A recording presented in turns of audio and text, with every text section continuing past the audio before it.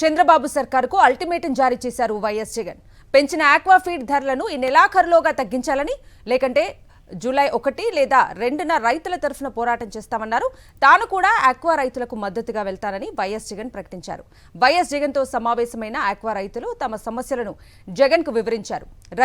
Aqua రైతులు దారుణ పరిస్థితుల్లో ఉన్నారని అన్నారు వైఎస్ జగన్. తమ హయాంలో రైతులు సంతోషంగా ఉండాలని మంచి ఆలోచనలు చేశామన్న జగన్ రైతుల మేలు కోసం ఆర్బీకేలను తీసుకొచ్చామని గుర్తు చేశారు. రైతులకు నష్టం రాకుండా సిండికేట్కు స్థానం లేకుండా చేశామన్నారు. వైఎస్ఆర్సీపీ ప్రభుత్వం చేపట్టిన కార్యక్రమాల వల్లే ఆక్వా రంగం నిలదొక్కుందన్నారు. ఫీడ్, సీడ్, ప్రాసెసింగ్ యూనిట్లన్నీ బాబు సానుభూతి పరులని అన్న వైఎస్ జగన్ ప్రతి అడుగులోనూ రైతులకు నష్టం చేస్తున్నారని మండిపడ్డారు. అత్యంత దారుణమైన పరిస్థితులు రాష్ట్రంలో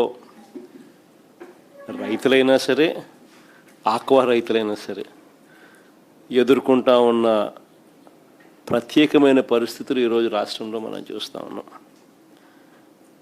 ఇన్ఫ్యాక్ట్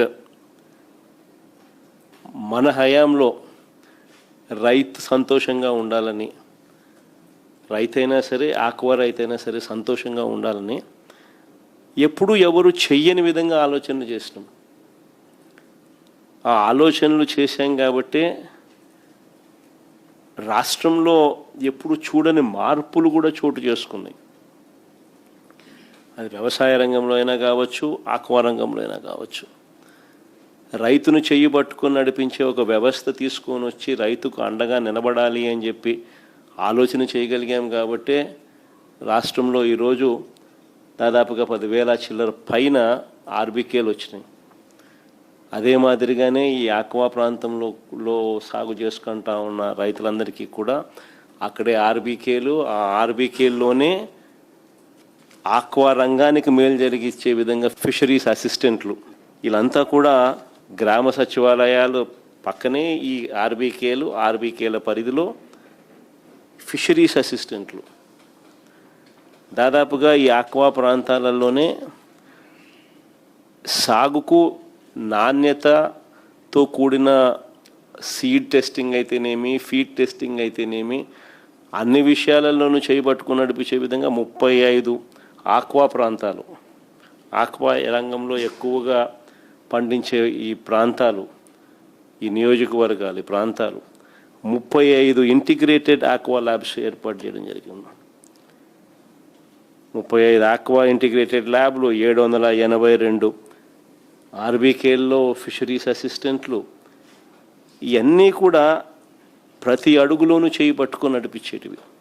వీటికి తోడు అప్సడా చట్టం, ఏపీ స్టేట్ ఆక్వా డెవలప్మెంట్ అథారిటీని తీసుకొచ్చి దానికి ముఖ్యమంత్రి హోదాలో ముఖ్యమంత్రి దానికి చైర్మన్గా పెట్టి ప్రతి అడుగులోనూ కూడా రైతును చేయి పట్టుకొని నడిపించే విధంగా చర్యలు తీసుకుంటూ సిండికేట్ అనేది ఎక్కడ కూడా రైతును ద్రోహం చేసే విధంగా ఉండకూడదు అని చెప్పి కట్టడి చేసే కార్యక్రమాలు కూడా జరిగాయి.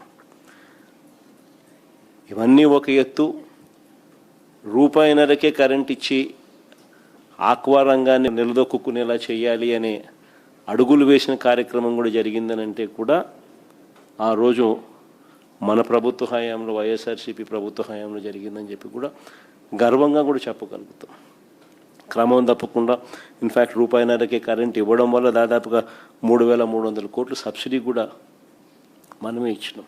అంతకుముందు మనం ఆక్వా రంగానికి రూపాయిన్నరకే కరెంట్ ఇవ్వాలి అని మన మేనిఫెస్టోలో పెట్టి ఇంప్లిమెంట్ చేసే కార్యక్రమం చేసినాం. మనం చెప్పినాక చంద్రబాబు నాయుడు ఎన్నికలకు 6 నెలల ముందు ప్రజలను మళ్ళా మభ్యపెట్టేందుకు, మోసం చేసేందుకు అప్పటిదాకా ₹3.85తో ఇచ్చిన కరెంటును ₹2 అని చెప్పి మనం చెప్పిన తర్వాత తీసుకొచ్చే కార్యక్రమం చేసి ఓ జీవో ఇచ్చాడు. కనీసం అక్కడ చిత్తశుద్ధి లేదు.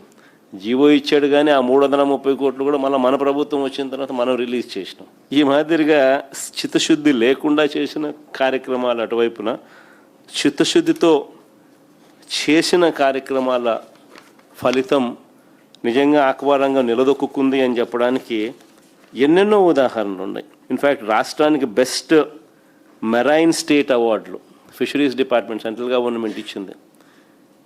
వరుసగా 2021, 22, 2023, 24 ఆంధ్ర రాష్ట్రానికే అవార్డ్స్ వచ్చినాయి. అవార్డులు రావడమే కాదు, ఆ రోజుల్లోతో కంపేర్ చేస్తే 2018-19లో 38 లక్షల టన్నుల రొయ్య మత్స్య ఉత్పత్తులుంటే 2022-23 నాటికి ఏకంగా 51 లక్షల టన్నులకు పెరిగాయి. అంటే మన ఇనిషియేటివ్ తీసుకుంటే చిత్తశుద్ధి చూపితే ఏ రకంగా పెరుగుదల అనేది ఉంటుందన్న దానికి కూడా నిదర్శనాలు ఇవన్నీ కూడా.